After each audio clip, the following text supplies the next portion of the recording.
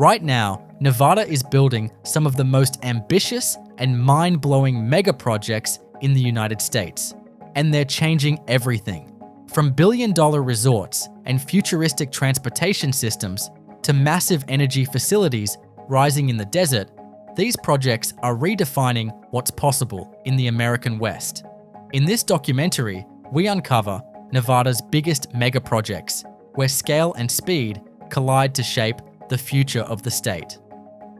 Rising from the northern end of the Las Vegas Strip, Fontainebleau Las Vegas is a $3.7 billion megaproject that has been nearly 2 decades in the making. Originally conceived in the mid-2000s, the project began with high hopes and massive financial backing. But when the global financial crisis hit soon after, the momentum vanished almost overnight. Construction halted while the resort was only about 70% complete, leaving behind a towering empty shell of blue glass. For years, it stood unfinished, becoming a symbol of stalled ambition and economic downturn on the Strip. After a long period of inactivity, the property was sold and resold through a series of ownership changes. Despite occasional announcements and development rumors, no meaningful progress took place for over a decade. It wasn't until the original developer returned, partnering with a major real estate investment group, that the dream of completing Fontainebleau was revived.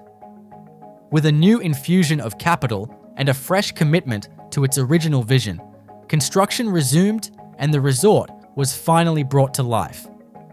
Now standing at 67 stories, Fontainebleau Las Vegas ranks as one of the tallest buildings in the state. It offers over 3,600 rooms and suites, all designed to embody a sleek, modern aesthetic inspired by its Miami Beach predecessor. The resort combines classic Fontainebleau luxury with Las Vegas flair, resulting in a hotel that feels both timeless and cutting edge. Inside, guests encounter a dramatic entrance lobby with sweeping marble surfaces, custom-designed chandeliers, and water-inspired architectural elements that echo the brand's oceanfront heritage. The property is more than just a casino and hotel. It's a full-scale entertainment and business hub. With over 550,000 square feet of convention and meeting space, Fontainebleau is positioning itself as a key destination for large conferences and corporate events. There's also a broad mix of high-end dining, luxury retail, a wellness spa, and a rooftop pool deck with panoramic views of the Strip. The resort includes LIV, the renowned nightclub brand making its Las Vegas debut, promising a high-energy nightlife experience. Stretching across a deep canyon between Reno and Carson City, the Galina Creek Bridge is one of the most significant and visually striking pieces of infrastructure in Nevada. This engineering marvel carries US Route 395, now designated as Interstate 580, through mountainous terrain that was once notorious for its treacherous driving conditions. What makes the Galina Creek Bridge so extraordinary isn't just its scale or design, but the challenges it overcame to become a reality, and the impact it's had on transportation in northern Nevada. The bridge itself is the largest cathedral arch bridge in North America, spanning more than 1,700 feet in total length and rising over 200 feet above the canyon floor. It is a structure defined by both strength and grace. Its central arch, made from concrete, stretches over 600 feet. The term cathedral arch refers to its unique design, where the arch rises tall and slender before connecting with vertical supports, a shape that gives it both aesthetic elegance and practical strength. Building the Galina Creek Bridge was no small feat. The site's location in a seismically active area, combined with high desert winds and the steep, rugged canyon terrain, made construction especially complex. Initially, contractors attempted to use a technique called cast-in-place balanced cantilever, which involves building the bridge out from both ends simultaneously, segment by segment. But high winds made this method too dangerous, and the project was eventually delayed while engineers devised a safer construction approach. They ultimately switched to a segmental method, where large precast bridge segments were hoisted into place using cranes, a decision that proved to be far more effective given the conditions. Construction footage from the bridge's multi-year build shows the enormous scale of this undertaking. Tower cranes, highline systems, and massive scaffolding dominated the site for years. Workers had to operate with precision and care at extreme heights, often suspended hundreds of feet above the canyon floor. The footage also captures how the bridge was slowly stitched together across a chasm that once cut off efficient travel between two of Nevada's most important cities. The bridge opened to traffic in the early 2010s as the centerpiece of a larger freeway project aimed at linking Reno and Carson City with a safe, high-speed route. Before its completion, the route between the two cities was a winding, often icy drive along US Route 395 that posed a significant risk during winter months. The new bridge and freeway alignment dramatically reduced travel time and improved safety, especially for commuters and freight trucks. Did you know that the Galina Creek Bridge was built with extreme weather in mind? Its materials and expansion joints were engineered to endure freezing temperatures, heavy snow loads, and strong mountain winds, making it one of the most resilient structures of its kind in the western United States. The Brightline West high-speed rail project is one of the most ambitious transportation developments in the western United States. Designed to connect Las Vegas, Nevada, to Southern California, this rail line promises to completely reshape regional travel by offering a fast, sustainable, and efficient alternative to driving or flying. Spanning approximately 218 miles, the rail corridor will link Las Vegas to Rancho Cucamonga, just outside Los Angeles, with stations planned in Victor Valley and Hesperia as well. Once operational, the system is expected to cut the typical travel time between Las Vegas and Southern California from over 4 hours by car to just a little over 2 hours by train. What makes Brightline West so revolutionary is not just the high-speed trains, which are capable of reaching up to 200 miles per hour, but also the fact that the entire system will run on clean electric power. This makes it the first true high-speed rail project in the United States to be designed from the ground up for sustainability. The project is expected to remove an estimated 3 million vehicles annually from the I-15 corridor, one of the most congested and heavily traveled interstate routes in the country, especially during weekends and holidays when tourists flock to and from Las Vegas. The construction of Brightline West began in 2024 with a groundbreaking ceremony attended by state and federal leaders. The initial phase includes the development of 4 passenger stations, the laying of dual tracks, and the construction of maintenance facilities and power substations. Much of the route will run within the median of Interstate 15, minimizing environmental impact and allowing for a more efficient construction process. Early footage from the site shows heavy equipment clearing land, beginning foundation work, and preparing long stretches of desert terrain for the installation of track infrastructure. One of the defining features of this project is its emphasis on modern passenger experience. Brightline West trains will include spacious seating, onboard Wi-Fi, food and beverage service, and touchless ticketing systems. The stations are designed to offer seamless connectivity with local transit options, including a future connection to the Los Angeles Metro system via Metrolink in Rancho Cucamonga. Did you know? Once completed, Brightline West will be the first privately funded intercity high-speed rail system in the United States. The project is being led by Brightline, the same company that successfully launched a similar service in Florida. The Nevada-California line represents a bold step toward making high-speed rail a reality in a country where car and air travel have long dominated. Allegiant Stadium stands as one of the most impressive and high-profile construction projects in Nevada's history. Located just west of the Las Vegas Strip, this state-of-the-art venue is home to the Las Vegas Raiders of the National Football League and the University of Nevada Las Vegas Rebels football team. Completed in the early 2020s, the stadium represents a $2 billion investment that dramatically redefined the city's role as a major sports destination. With a seating capacity of around 65,000 for football games and expandable for concerts and special events, Allegiant Stadium was designed not only as a sports venue, but as a multi-purpose entertainment complex capable of hosting everything from major music festivals to the Super Bowl. The construction of Allegiant Stadium was a marvel of engineering and speed. Built in just under 3 years, the project broke ground on a 31-acre site and required an immense amount of coordination, manpower, and resources.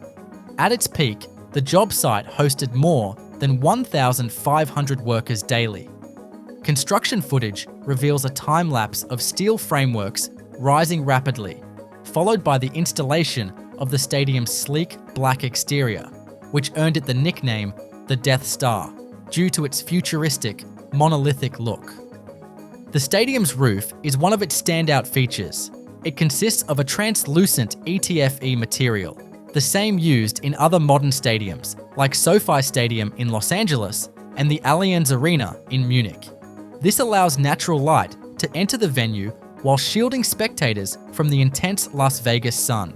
The facility is also equipped with a retractable field tray, which allows for natural grass to be grown outside and rolled in for Raiders games, a feature shared with only a handful of stadiums in the world. Did you know? The Allegiant Stadium project was the largest public works initiative in Nevada history at the time of its construction. It was partially funded by $750 million in public financing, raised through a hotel room tax in Clark County. This sparked intense debate at the time, but the city's leaders saw it as a transformative investment in Las Vegas's growing reputation as a world-class sports city. Beyond football, the stadium has quickly become one of the premier venues in the United States for concerts and large-scale events. Global superstars such as Beyoncé, Taylor Swift, and BTS have performed there, and the stadium has hosted major sports events like the Pro Bowl and the CONCACAF Gold Cup Final. It has also been selected to host a future Super Bowl and college football playoff game, further solidifying its reputation on the national stage. Out in the desert northeast of Las Vegas, a once empty expanse of scrubland is rapidly transforming into one of the most ambitious industrial developments in the western United States. Apex Industrial Park is not flashy like a stadium or dramatic like a bridge, but its impact on Nevada's economy might outlast both. Stretching across more than 18,000 acres, Apex is becoming the beating heart of Southern Nevada's manufacturing and logistics future. And the scale of what's unfolding there is something most people still haven't wrapped their heads around. Unlike many mega projects that focus on a single building or company, Apex is more like a small city being built from scratch. The site is home to multiple developments happening in parallel. Warehousing hubs, advanced manufacturing centers, renewable energy facilities, and high-tech logistics networks. Think of it not as a project with an end date, but a platform for dozens of other mega projects that will keep unfolding for decades. One of the driving forces behind Apex is Southern Nevada's strategic location.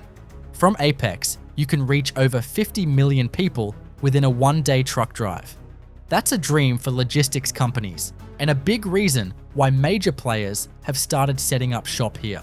Kroger, one of the largest grocery chains in the country, has already built a massive automated fulfillment center at the park.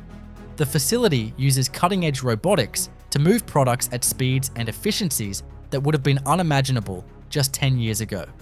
Then there's Faraday Future.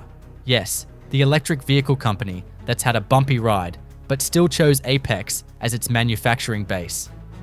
While the company's journey has been turbulent, its presence marks a symbolic turning point. Apex isn't just a storage zone.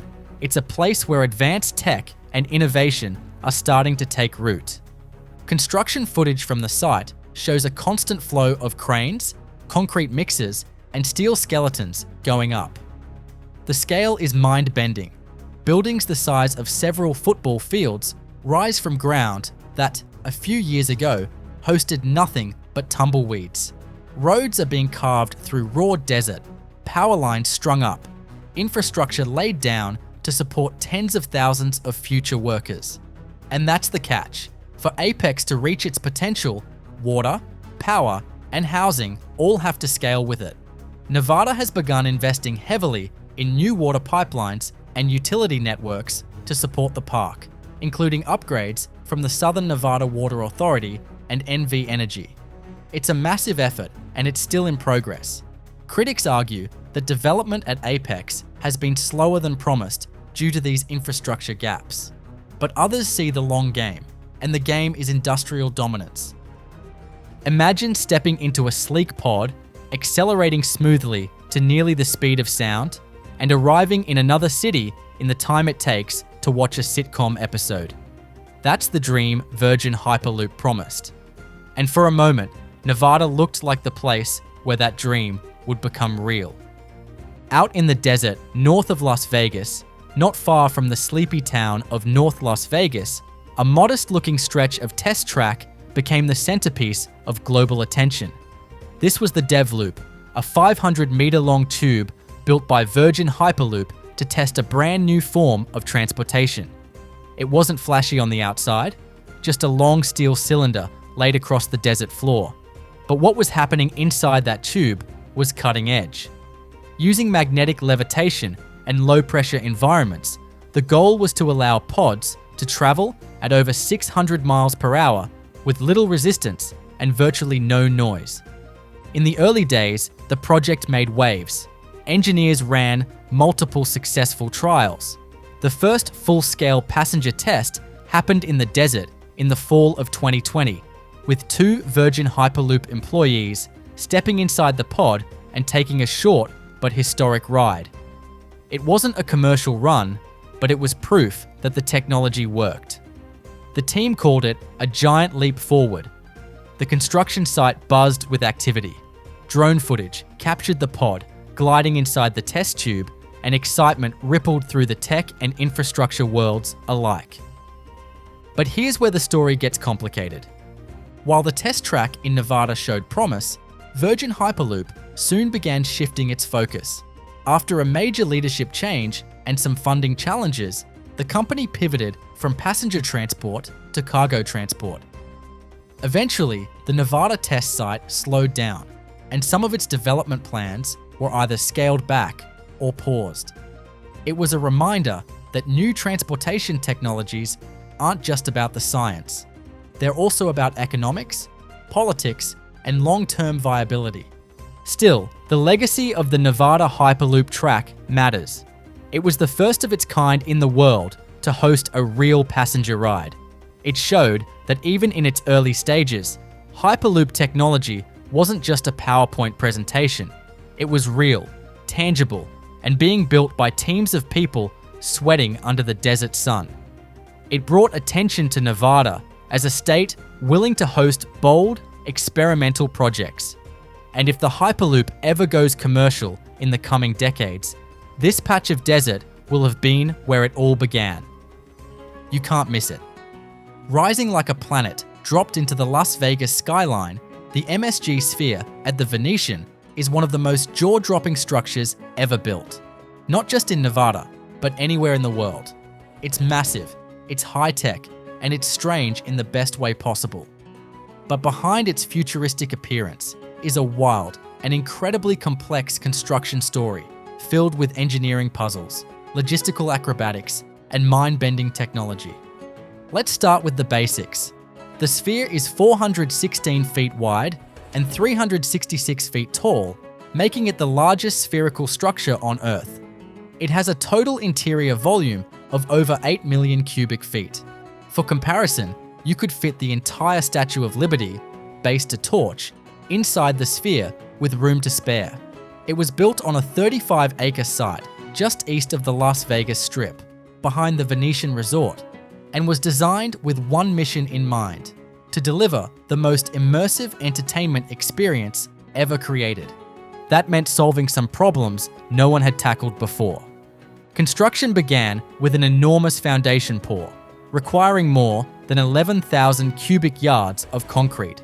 Because of the building's shape and weight, the foundation had to be reinforced with specialized rebar and designed to evenly distribute pressure across a wide area. Once the foundation was in place, workers began erecting the steel frame, over 13,000 tons of it. Crews used massive crawler cranes to lift curved steel sections into place, piece by piece, gradually forming the dome.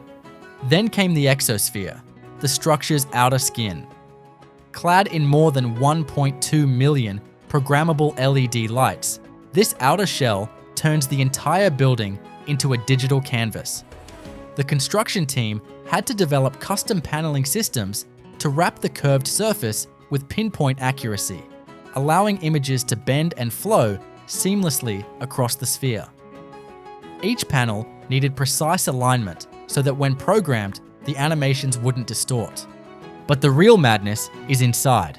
The sphere's interior houses a 12-story auditorium with 17,000 seats, including 10,000 immersive ones outfitted with haptic feedback.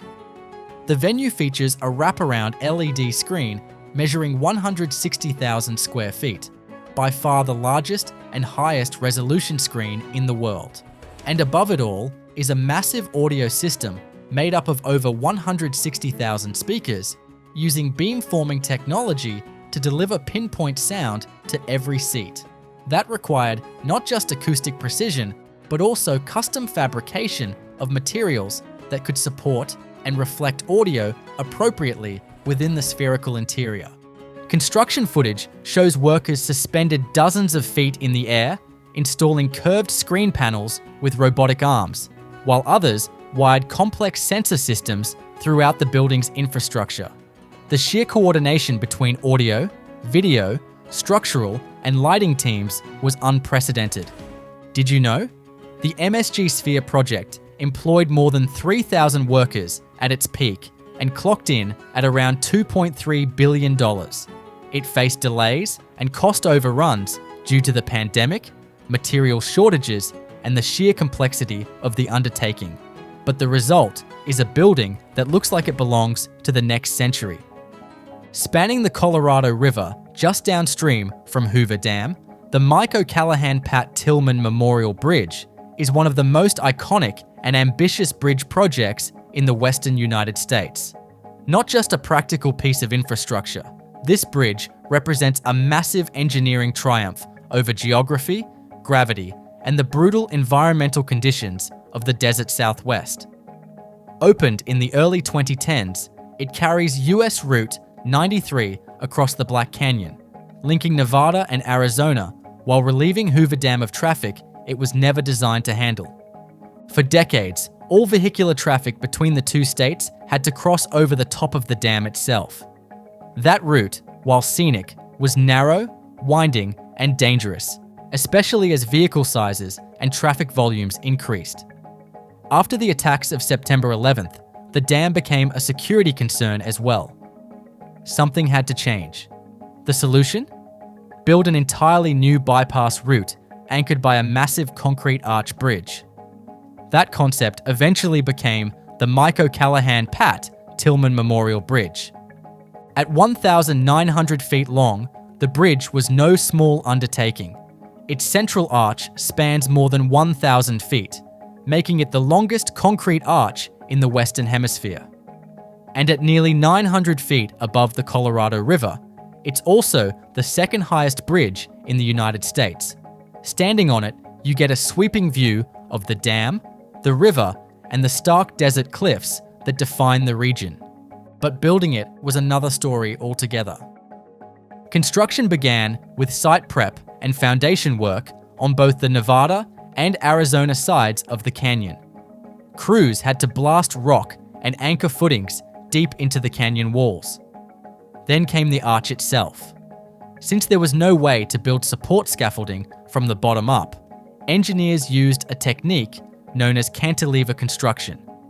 This meant building out the arch from both sides of the canyon at the same time, gradually extending segments toward the center until the two halves could be joined. A high-wire cable system was installed above the canyon to ferry materials and equipment between the sides. Construction footage shows workers dangling from cables, pouring concrete inside custom molds, and bolting together giant segments of the bridge, all while contending with blistering heat, high winds, and dizzying heights. It was dangerous, painstaking work that required exact precision. When the two halves of the arch finally met, it marked a milestone moment not only for the project, but for American bridge engineering. Did you know? The bridge is named after two men who served their country in different but powerful ways. Callahan was a decorated Korean War veteran and former governor of Nevada. Pat Tilman was a professional football player who left the NFL to enlist in the army after the attacks of September 11th and was later killed in Afghanistan. Project NEON wasn't just a construction project. It was a surgical transformation of the busiest, most congested stretch of freeway in Nevada. Running through the heart of Las Vegas, this $3.1 billion endeavor reshaped how people move through the city. The scale, complexity, and urgency of the work made it one of the largest public works projects in the state's history. And for those who drove the corridor daily, it was nothing short of a miracle in concrete and steel. The area in question was the so-called Spaghetti Bowl, the massive interchange where Interstate 15 meets US Route 95 just northwest of the Strip. It served over 300,000 vehicles a day, a number that kept rising year after year. The result? Nightmarish congestion, frequent accidents, and a system never designed for the volume or pace of modern Las Vegas. Project NEON was launched to fix that, but the fix wasn't simple.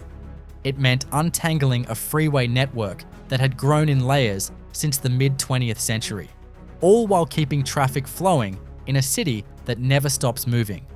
The project unfolded in phases and required intense coordination between the Nevada Department of Transportation, contractors, and utility providers.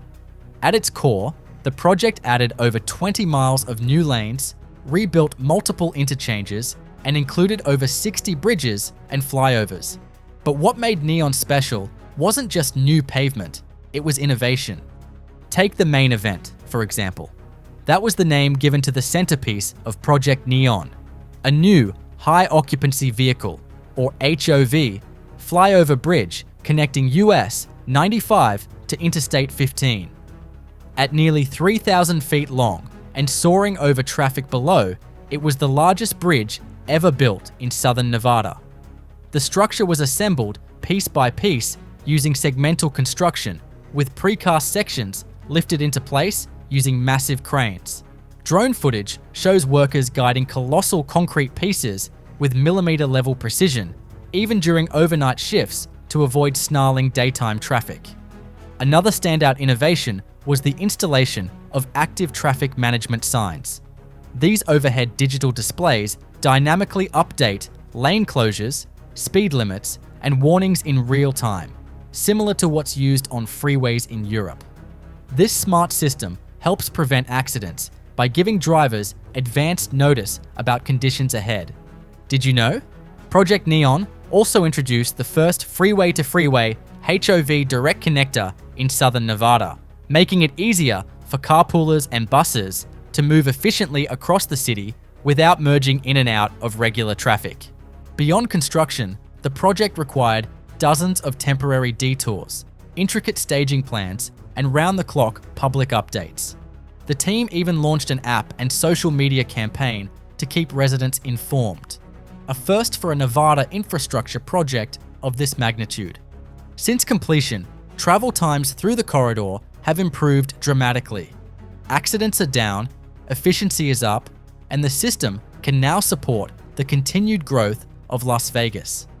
In a city famous for reinvention, Project Neon is a quiet but powerful example of how modern infrastructure can support an ever-evolving urban landscape and keep it moving no matter how fast the lights shine.